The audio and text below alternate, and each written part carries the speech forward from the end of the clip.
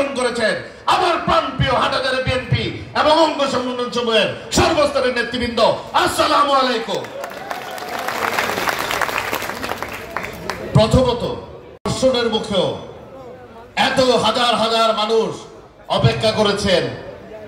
কিছুটা ওয়েদারের কারণে বিলম্বিত হওয়ায় বিমান একটু আসতে দেরি হয়েছে, আমি আন্তরিকভাবে ক্ষমা প্রার্থী। আপনারা আবারও প্রমাণ করেছেন যত বাধায় আসুক হাটাজারি বিএনপি পরিবারকে রুখা যাবে না ইনশাআল্লাহ। এখানে এসেছি, উনি হচ্ছেন আমাদের দলের প্রতিষ্ঠাতা শহীদ রাষ্ট্রপতি জিয়া রহমান। আপনি দেখেন একটা মানুষ কত কীর্তিমান হলে প্রতিটি মানুষ তার পক্ষে হোক বিপক্ষে হোক, ওনার দলের হোক দলের বাইরে হোক, কেউ কি কোনো সময় শহীদ রাষ্ট্রপতি জিয়া রহমানকে খারাপ বলেছে? তা আমাদের কি করা উচিত? এমন কর্ম করা উচিত যাতে সত্য কেউ মন্দ কথা বলতে না পারে। আপনারা খেয়াল করেছেন শহীদ রাষ্ট্রপতি বাংলাদেশের সংস্কার শুরু করেছিলেন কি দিয়ে? 19 দফা। বিসমিল্লাহির রহমানির রহিম। আমার জ্ঞান খুব কম, কিন্তু এইখানে শব্দ হচ্ছে 19টি। খেয়াল করেন, এখানে আলেম তো অনেকে আছে, সঠিক কিনা? সঠিক। এই 19 দফা আল্লাহর উপর পূর্ণ আস্থা রেখে উনি যে কর্মকাণ্ড শুরু করেছিলেন, আমাদের মধ্যে উপস্থিত হয়েছেন মহানগর যুবদল আমরা পেয়েছি, যাকে নিয়ে আমরা গর্ব করতে পারি। এই বাংলাদেশের মতো একটি দেশের রাষ্ট্রপ্রধান হয়ে উনি পৃথিবীতে ইসলামের শান্তির দূত হিসেবে উনি দায়িত্ব পালন করেছেন। এই যে সৌদি আরব সহ মিডল ইস্টে যে নিম গাছ উনি লাগিয়েছেন, তার উপকারিতা এখনো প্রতিটি হাজী সাহেব পাচ্ছেন। এটাকেই বলে দূরদর্শী। সেই দূরদর্শী নেতার কর্মী আমরা, মুক্তিযোদ্ধার কর্মী আমরা, কমান্ডারের কর্মী আমরা। ইনশাআল্লাহ এই পৃথিবীতে এমন কোন শক্তি নেই, যদি আল্লাহর রহমত আমাদের উপর থাকে আমাদেরকে পরাস্ত করতে পারে ইনশাআল্লাহ।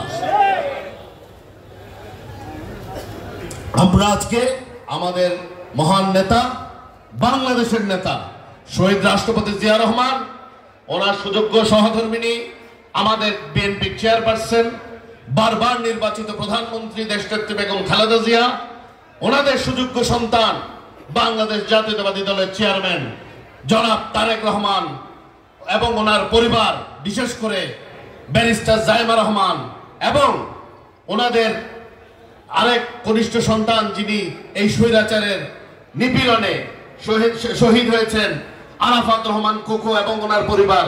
আমরা ওনাদের সকলের জন্য দোয়া করব, আল্লাহ যেন এই জিয়া পরিবারকে হেফাজত করেন। কারণ এই জিয়া পরিবার যদি হেফাজতে থাকে, বাংলাদেশের স্বাধীনতা, সার্বভৌমত্ব এবং বিশেষ করে আমরা যারা মুসলিম আছি, ইসলাম উম্মার অনুসারী, তাদের স্বার্থ সুরক্ষিত করতে পারবে একমাত্র এই শহীদ জিয়ার পরিবার। এবার আসেন একটু রাজনৈতিক কথা বলি। রহমান সাহেবের বক্তব্য শুনেছেন? শুনেছেন সবাই? হাত তুলে। নির্বাচন কবে? তাহলে আবার যদি ডিসেম্বরে নির্বাচন হয় কথা বলবেন না। নেতা যখন ঘোষণা দিয়েছেন নির্বাচন হতে হবে, ইনশাআল্লাহ এই ডিসেম্বরে নির্বাচন হবে। আমাদের প্রস্তুতি কি? আমাদের প্রস্তুতি হচ্ছে যাতে জনগণকে আমরা এটা বোঝাতে সক্ষম হই, একটি স্বার্থান্বেষী মহল যারা দেশের স্বার্থ বিক্রি করতে চায়, তারাই নির্বাচনকে পিছিয়ে, নির্বাচনকে নিয়ে ধূম্রজাল সৃষ্টি করে এই বাংলাদেশের জনগণকে বোকা বানাতে চায়। বাংলাদেশের জনগণ কি বোকা? 17 বছর আন্দোলন সংগ্রাম করেছি, কেউ কি ছাত্রলীগের সদস্য, আওয়ামী লীগের সদস্য বলার সুযোগ হয়েছে আমাদের? এটা কি সম্ভব? যারা এই পরিচয় দিয়েছে, 5ই আগস্টের আগে পর্যন্ত শেখ হাসিনার গুণগান গেয়েছে, হযরত আর আম্মা বলতে বলতে বেহুশ হয়েছে, তারা আজকে আমাদেরকে সংস্কার আর রাজনীতির ভাষা শেখায়। তো রাজনীতি তো কিছু বুঝি না, একটা জিনিস তো বুঝি ভাই, জনগণের মনের ভাষা। আমরা জনগণের সাথে ছিলাম কিনা? আমরা অত্যাচার নির্যাতন সহ্য করে বিরুদ্ধে রাজপথে ছিলাম কিনা? প্রতিটি লোক যারা আজকে এখানে নেতৃত্ব দিচ্ছে, এই হাটাজারির বুকে বলেন, বাইজিৎ বলেন, জালালাবাদ বলেন, তারা চরমভাবে নির্যাতিত হয়েছে, হামলা মামলায় জর্জরিত হয়েছে। বারবার আমরা নাকি আওয়ামী লীগকে কি করি, শেল্টার দিই, পুনর্বাসন করি। আরে ভাই, আপনারা যারা আজকে দেশ চালাচ্ছেন 5ই অগস্টের আগেও চাকরি করতেন, যদি 5ই অগস্ট না হতো তাও চাকরি করতেন, নাহলে বিদেশে থাকতেন। আমাদের অবস্থা কি হতো যদি 5ই অগস্ট দেশ মুক্ত করতে না পারতাম স্বৈরাচার থেকে? এখানে উপস্থিত প্রতিটা নেতা কর্মী হয়রানির শিকার হতো, মামলার শিকার হতো, কারাভোগের শিকার হতো। আমাদেরকে এসব গল্প শুনায়েন না, আমাদেরকে এসব গল্প শুনায়েন না ভাই। রাজনীতি আপনাদের মতো বুঝি না, কিন্তু একদম কিছু বুঝি না এটাও কথা সঠিক না। কালকে আমরা ঢাকায় একটা জনসমাবেশ, জনসমুদ্র বলবো, তারুণ্যের জনসমুদ্রে আমরা উপস্থিত ছিলাম। তো কয়দিন ধরে খালি দেখি শুনি তরুণরা বলে কার পক্ষে কার পক্ষে কার পক্ষে। কালকে ঢাকায় 20 লক্ষ তরুণ প্রমাণ করেছে বাংলাদেশের সকল তরুণ আমাদের নেতা দেশনায়ক তারেক রহমানের পক্ষে। কেন পক্ষে? চেহারা সুন্দরের জন্য, দেখতে হ্যান্ডসামের জন্য না, এই জন্য। এটা একটা ছোট কারণ, আরো কারণ আছে। মূল কারণ হচ্ছে আমার নেতা, আমাদের নেতা জনাব তারেক রহমান নিজ পরিবারের কথা চিন্তা না করে, নিজের অসুস্থ মায়ের কথা চিন্তা না করে, তার ভাইয়ের জানাজা পড়তে না পেরেও আপোষ করেননি। বিচক্ষণতার সাথে নেতৃত্ব দিয়েছেন, দলকে ঐক্যবদ্ধ রেখেছেন, দেশকে ঐক্যবদ্ধ রেখেছেন। সকল ফ্যাসিস্ট বিরোধী রাজনৈতিক দলগুলোকে একটু ঐক্যের প্ল্যাটফর্মে এনে এই 5ই অগস্ট ঘটনা ঘটিয়েছেন। যারা আজকে বলে সংস্কার করে না, আরে ভাই, আমি যে শুরু করলাম 19 দফার সংস্কার, সেই থেকে নিয়ে এই 31 দফা পর্যন্ত সংস্কার তো শুধু বিএনপি করে গেল। পেপারে লিখবেন, ফেসবুকে লিখবেন, আর বলে দিবেন বিএনপি ভোট পাবে না। তো ঠিক আছে ভাই, আমরা রাজি।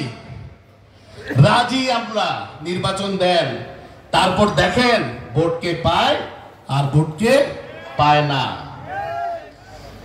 বাংলাদেশ জাতীয়তাবাদী দল সকল বিদেশি রাষ্ট্রের সাথে সমতার ভিত্তিতে বন্ধুত্বের সম্পর্কে বিশ্বাস করে, কিন্তু বাংলাদেশ জাতীয়তাবাদী দল মনে করে একমাত্র ক্ষমতার উৎস হচ্ছে বাংলাদেশের জনগণ। এই বাংলাদেশের জনগণ যেভাবে চাইবে রাষ্ট্র সেভাবে পরিচালিত হবে ইনশাআল্লাহ। ডিসেম্বরে নির্বাচন, এই নিয়ে আমাদের আর কোনো কথা বলার সুযোগ নেই। নেতা যখন ঘোষণা দিয়েছেন ডিসেম্বরে নির্বাচন হতেই হবে, ডিসেম্বরের মধ্যে নির্বাচন, ডিসেম্বরের মধ্যেই হবে ইনশাআল্লাহ। এই বাংলাদেশে সর্ববৃহৎ রাজনৈতিক দলের সবচেয়ে জনপ্রিয় নেতা যদি একটা জিনিস মুখ দিয়ে বের করে ফেলেন, তাহলে কি পুরো বাংলাদেশ তার কথা শুনবে কি না? তাহলে বাংলাদেশের 18 কোটি মানুষ যেদিকে যেতে চাইবে সবার সেদিকেই যেতে হবে। আহ্বান, নেতার বক্তব্যটা মনোযোগ দিয়ে শুনুন, পাবলিক রিঅ্যাকশনটা বোঝার চেষ্টা করুন। বাংলাদেশের প্রতিটি বিভাগীয় শহরে তারুণ্যের সমাবেশ হয়েছে, চট্টগ্রামে হয়েছে না? 10 লক্ষের কাছাকাছি তরুণ আকুণ্ঠ সমর্থন জানিয়েছে এই সর্বোচ্চ তাপমাত্রা সেই দিনে 10 মেতে। চট্টগ্রামের আস্থা, সকল তরুণের আস্থা তারেক রহমানের উপর। খুলনায় একই অবস্থা, খুলনা বিভাগের সকল তরুণদের আস্থা, খুলনা বরিশালের সকল তরুণদের আস্থা দেশনায়ক তারেক রহমানের উপর। রাজশাহীর একই অবস্থা, রাজশাহীর সকল তরুণ, রাজশাহী এবং রংপুরের সকল তরুণদের আস্থা আমাদের নেতা জনাব তারেক রহমানের উপর। সর্বশেষ কুমিল্লা সহ সিলেট সহ বৃহত্তর ঢাকার যে তারুণ্য সমাবেশ গতকাল হয়েছে, সেখানে আবার প্রমাণিত হয়েছে এই বিভাগগুলোর সকল তরুণের সমর্থন আমার নেতা, আমাদের নেতা, বাংলাদেশের নেতা জনাব তারেক রহমানের উপর। কারণ আমাদের যে 31 দফা উনি ঘোষণা করেছেন, বারবার উনি যে প্রোগ্রাম দিচ্ছেন, এখানে বাংলাদেশের বেকার তরুণদেরকে কিভাবে কর্মসংস্থানের ব্যবস্থা করা যায়, বাংলাদেশের কৃষকদের জন্য কিভাবে আরো পথ সুগম করা যায়, বাংলাদেশের মহিলাদের ক্ষমতায়নের জন্য কিভাবে তাদেরকে ফ্যামিলি কার্ড করে পরিবারের প্রধান করা যায়, মহিলা হিসেবে কিভাবে ফার্মার্স কার্ড করা যায়, কিভাবে প্রতিটি গ্রামে গ্রামে হেলথ ওয়ার্কার দেওয়া যায়, এই কথাগুলো উনি কিন্তু এক যুগ ধরে বলে আসছেন। আর কোন দল এগুলো বলে নাই। আজকে যারা সংস্কার করে তাদের কোনো প্রস্তাব নাই, তাদের খালি একটাই প্রস্তাব, কিছু একটা ইলেকশন পিছান, কিছু ইলেকশন পিছান, বলে সংস্কারের ইলেকশন পিছান। ধরে নেন কোন সংস্কার হলো না, নির্বাচন না দিয়ে কি পার পাবে? সুযোগ আছে? হাসিনা তো 5 তারিখও সবচেয়ে ক্ষমতাধর ছিল সকাল 10টায়, তারপরে কি হয়েছে? হাসিনার পিছনে একটি বড় দল ছিল, তার কিছু অঙ্গ সংগঠন ছিল, প্রশাসন তার কন্ট্রোলে ছিল পুরোটা, সেও শেষ রক্ষা হয়নি। বাংলাদেশের ইতিহাসে লক্ষণ সেনের পরে 100 বছর পরে আরেকজন রাষ্ট্রপ্রধান পালিয়ে গেছে দেশের মানুষকে রেখে, তার নেতা কর্মীদেরকে রেখে। ইতিহাসের পাতায় এটা সবসময় থাকবে। পরের বার যে পালাবে বলবে শেখ হাসিনার 100 বছর পরে এই লোক রাষ্ট্রীয় ক্ষমতা নিয়ে পালিয়ে গেছে, বলবে না? বিএনপির কত নেতা কর্মীকে আমরা পালিয়েছি? আমরা হামলা মামলা সহ্য করে এই বাংলাদেশের বুকেই, এই চট্টগ্রামের বুকেই, এই হাটাজারির বুকে আমরা এগুলো সব ফেস করেছি ইনশাআল্লাহ। আমরা আমাদের নেতা যেভাবে নির্দেশনা দিয়েছেন, আমরা নির্বাচনের প্রস্তুতি নেব। আমরা ঘরে ঘরে গিয়ে মা বোনদেরকে বোঝাবো বাংলাদেশের জন্য, বাংলাদেশের মানুষের উন্নয়নের জন্য, সমৃদ্ধির জন্য যেই দলকে ভোট দেওয়া প্রয়োজন, সেই একমাত্র দল হচ্ছে বাংলাদেশ জাতীয়তাবাদী দল, এবং প্রতীক হচ্ছে ধানের শীষ। আমরা অনেক বড় দল, নেতৃত্বের প্রতিযোগিতা আছে, থাকবে, এটাকে আমি খুব পজিটিভ মনে করি। কিন্তু আমাদের বিভেদকে, এইসব যেগুলো ছোটখাটো এখন দল হচ্ছে, ওনাদেরকে সুযোগ করে দেওয়ার কোনো অবকাশ নেই। আমাদের ঐক্যবদ্ধ থাকতে হবে। ঐক্যবদ্ধ থেকে আমাদেরকে দেশি এবং বিদেশি সকল ষড়যন্ত্র মোকাবেলা করে এই ডিসেম্বরের মধ্যেই বাংলাদেশের জাতীয় সংসদ নির্বাচন করে দেখাতে হবে। তারেক রহমান যা বলে, তারেক রহমানের কর্মী তা করে দেখে ইনশাআল্লাহ।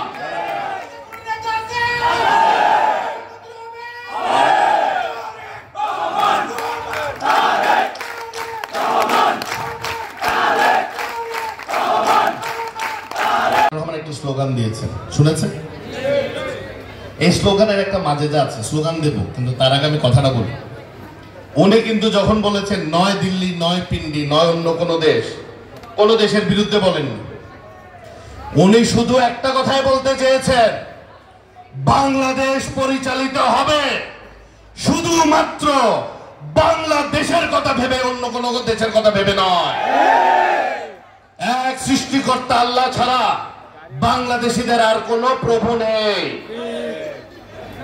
আমাদের দেশের মানুষের ভাগ্য উন্নয়ন কি হবে সেটা শুধুমাত্র সিদ্ধান্ত দেবে আমার দেশের জনগণ।